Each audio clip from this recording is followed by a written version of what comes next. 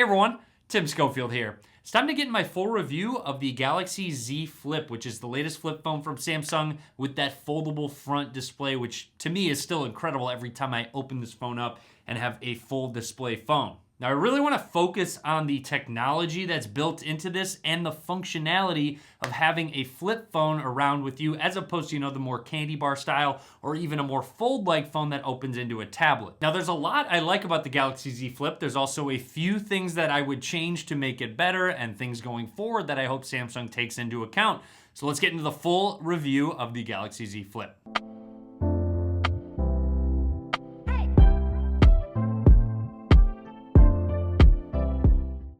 To begin with the Galaxy Z Flip, want to talk about design, of course, with that hinge, with the foldable display. Samsung has done a really good job at making this phone feel very premium. It does not feel like it's going to give out. The hinge does not feel loose at all after using it over some time. And with the hinge on the Z Flip, you will notice a bit of a bump across the middle of the screen. And if you do have a white display or a black display, you will kind of see it. However, you will feel it constantly while using the phone because you do scroll up and down quite a bit while using the phone. That is something I noticed. My thumb did get kind of used to just rolling over that bump.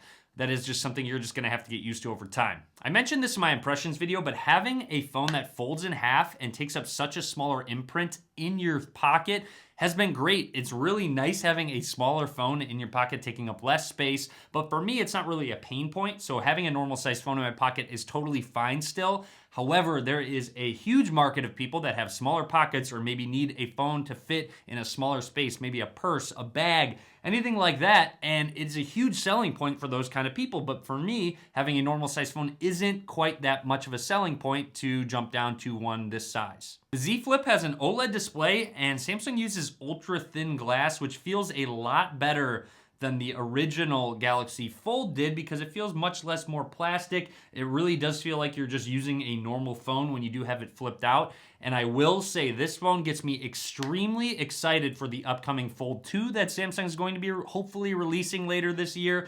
It gets me excited because it's going to feel better with the display. It might just have a punch hole as opposed to a notch. So this phone has got me really excited because personally, as opposed to having a flip phone, I think I would rather have a normal sized phone that opens into a tablet sized phone just for my use case. The Z Flip's also taller than most phones. It has a 21.9 by 9 aspect ratio. So since it is much taller, it's great for reading articles. Any sort of vertical content is fantastic on this phone. Maybe some sort of split screen operations, anything like that. However, if you do want to watch some videos, a lot of it's shot in 16:9, such as my videos. So you'll see the black bars on the left and right side when you are watching videos are fairly cut off if you do want to crop it all the way in and use that full display. A lot of games do actually crop out to that 21.9, so they do look good. So gaming has been just fine on it. Now, I've given you a couple reasons why I might not go for this flip phone style, but there's actually one main thing that I think they really need to change going forward in their iterations, and that is this tiny front display. Taking a look at it, it's very small. If you do have your phone sitting out, there is no always on display, so you have to actually interact with your phone to check the time, see your battery percentage. You can then swipe over to check your notifications. You can also do things such as music control. So this small display is actually my biggest complaint about this phone because it adds extra steps to doing something basic like checking notifications. So when notifications roll through, they briefly show up, show only a small snippet of whatever message it is that they are coming out with.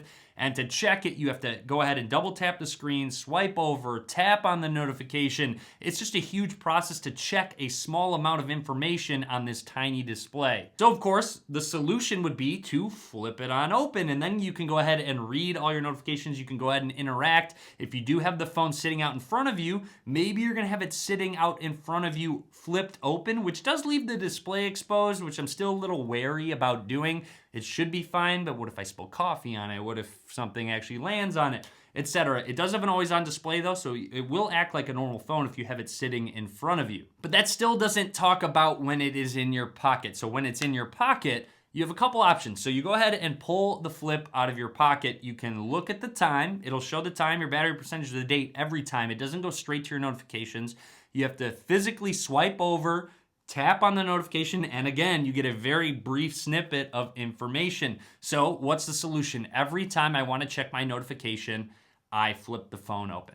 That is just kind of a pain point for me. It's just an effort because you flip it open. Maybe it's a notification you don't even need to flip your phone open and interact with. Then you have to flip it closed, put it back in, get another notification. Instead of going through this tiny display, I'm gonna flip it open every time, and that is what I started doing, and it got a little annoying. And yes, it's a very small thing, but when you're doing it all day long, whether you're checking emails, whether you're getting text messages, it doesn't matter. Every time you want to look at a text, you either try and maneuver through this small display or flip it open and then go ahead and interact with it quickly. So my solution to that would be in the next iteration, hopefully they have a larger display on the front screen. That would just make the use case much better when checking notifications. If you look closely while folded, you can also use that small display as a sort of camera viewfinder where that lens is looking at. You'll see the camera right there, which is fine if you're taking selfies and you want to use that main camera or the ultra wide camera as opposed to that front facing camera. While I have the main camera app open, I can also turn on that small display so the people I'm taking a picture of or whatever I'm taking a picture of can actually see what's in my viewfinder.